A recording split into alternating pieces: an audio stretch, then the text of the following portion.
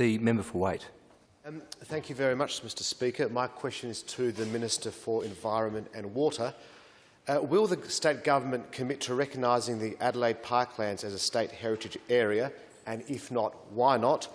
And, sir, with your leave and that of the House, I will further explain. Leave is sought. Is leave granted? Thank you, sir. The Adelaide Parklands and City Squares were nominated for heritage listing some 11 years ago. In more recent months, in December last year, the State Heritage Council recommended that the Adelaide Parklands be placed on the heritage protection area. The Minister for Environment and Water. Thank you, Mr Speaker, and I thank the member for Waite for that question. I know he's got a great interest in both environmental and heritage issues. It's a pleasure to work with him on issues as diverse as Belair National Park and Watunga Botanic Gardens, Brownhill Creek in his electorate, and the many other matters that he regularly draws to my attention. With regard to the state heritage listing of the Adelaide Parklands, and also often bound up in that is the squares of Adelaide as well, this is quite a technical matter, and one that has been rightfully, as the member for Waite highlights, quite convoluted over an extended period of time. I understand that the parklands have been long recognised from a heritage point of view at local government level, and in 2008 got recognised by the Australian government as having national heritage significance, but they haven't to date had heritage listing at state level, and that heritage listing at state, if and when it comes, would be as a state heritage area.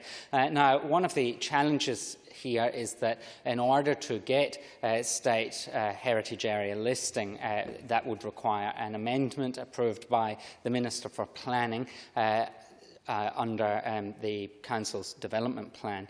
That is something that I wrote to the previous Minister for Planning about some months ago, and received advice that the Council would have to develop a conservation management plan for the area, or proposing the area, prior to that being approved. So it is quite a technical matter, and one that is underway at the moment. So that conservation management plan is being developed, I understand, in a partnership which is involving the Adelaide City Council, also the Heritage Council, which sits within my portfolio, with support from Heritage SA and also other stakeholders such as the Parklands Preservation Organisation.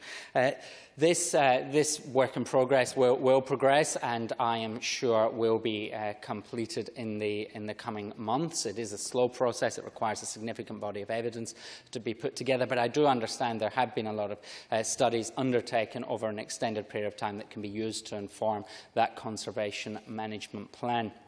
The process will then see that a potential development plan amendment submitted to the Planning Minister, and consideration given to that at the time. And that would then see the Adelaide Parklands protected at local, state and national level. And of course there is also, as members may be aware, a process being undertaken by the Adelaide City Council to potentially put forward through the Australian government as a signatory to the World Convention on Heritage a potential listing bid to UNESCO for World Heritage listing for the Parklands as well. So I think I speak on behalf of all members of this House in recognising the incredible value and that incredible foresight in terms of the planning of our capital city by the early European pioneers of this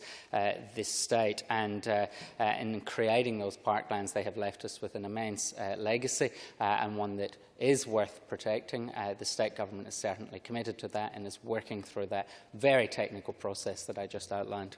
The member for King.